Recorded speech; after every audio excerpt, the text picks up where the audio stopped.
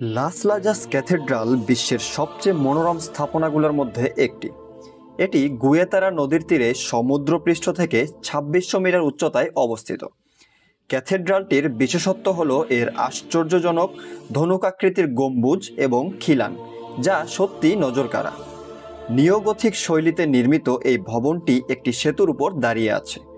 ক্যাথেড্রালের কেন্দ্রবিন্দু একটি পাথরের আইকন এবং একটি সুন্দর বেদি।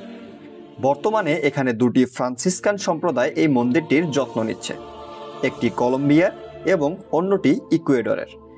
লাস লাজাস চার্চের উচ্চতা ১০০ মিটার, যা টাওয়ারের ভিত্তি থেকে শীর্ষ পর্যন্ত বিস্তৃত।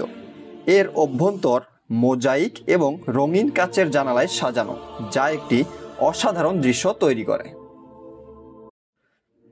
লাস লাজাস ক্যাথেড্রাল বিশ্বের সবচেয়ে মনোরম স্থাপনাগুলোর মধ্যে একটি।